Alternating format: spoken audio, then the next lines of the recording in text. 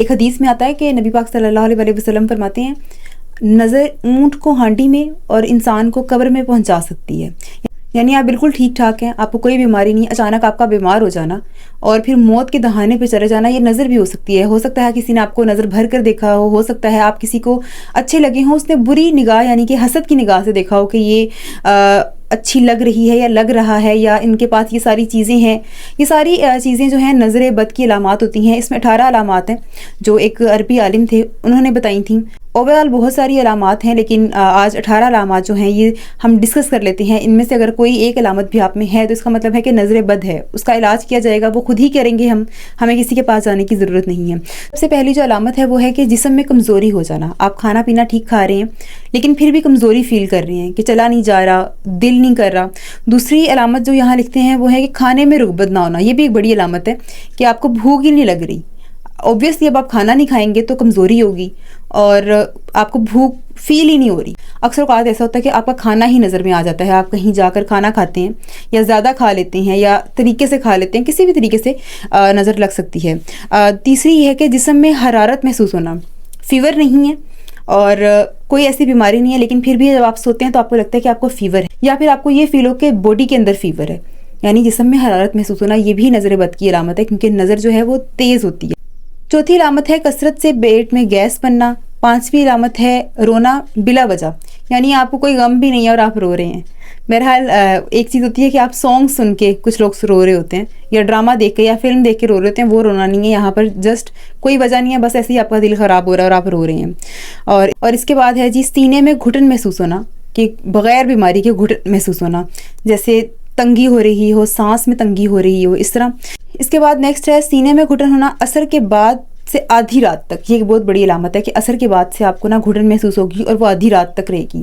جس طرح ہی فجر سے پہلے کا وقت ہوگا آپ بالکل ٹھیک ہو جائیں گے، عصر سے پہلے آپ بالکل ٹھیک رہیں گے، لیکن جس طرح ہی عصر کا بعد کا وقت شروع ہوگا اور آدھی رات تک آپ کو یہ چیز محسوس ہوتی رہے گی کہ جیسے سینے میں گھٹن ہے.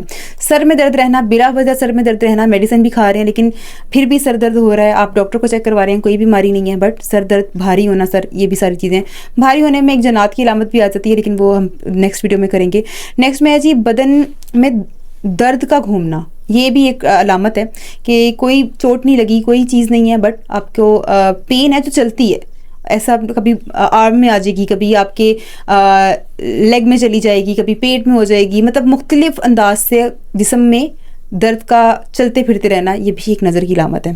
اس کے علاوہ اعمال سے وحشت، یعنی کہ نماز، ذکر، تلاوت وغیرہ نہیں ہوگا.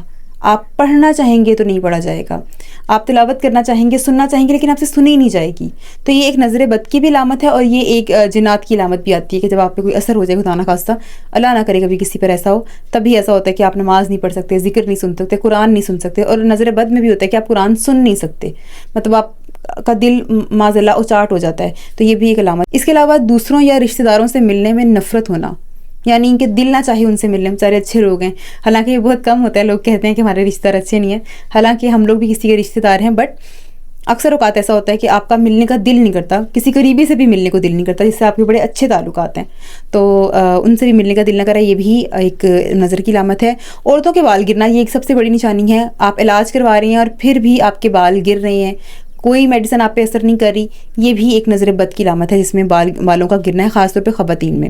اس کے بعد ہے جی کاروبار، یا کوئی آپ کے پاس عہدہ ہے، جاب ہے، اچانک اس کا چلے جانا یا بند ہو جانا کاروبار کا. یہ ایک بہت بڑی علامت ہوتی ہے کہ آپ اچھے بھلے ٹھیک تھے، کاروبار ٹھیک جا رہا تھا، جاب ٹھیک جا رہی تھی، اگلے دن آپ کو جی لیٹر مل جاتا ہے کہ آپ نے کل سے نہیں آنا.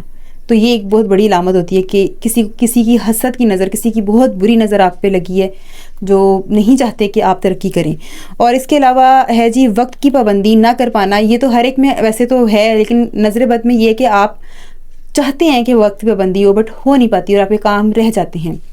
یہ ساری نظر بد کی علامت ہیں. اس کے علاوہ یہ چیز کلیئر کر لی جائے کہ آپ کے سارے ٹیسٹ کلیئر آئیں.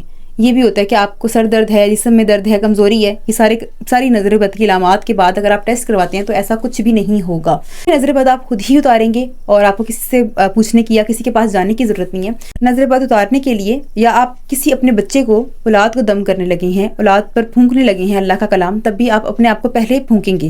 اس میں یہ ہے کہ اول آخر درود پاک پڑھنا ہے آپ نے، اور اس کے بعد چاروں کل جو ہیں آپ نے پڑھ لینے ہیں اور پھر درود پاک پڑھ کر پھونک دینا ہے.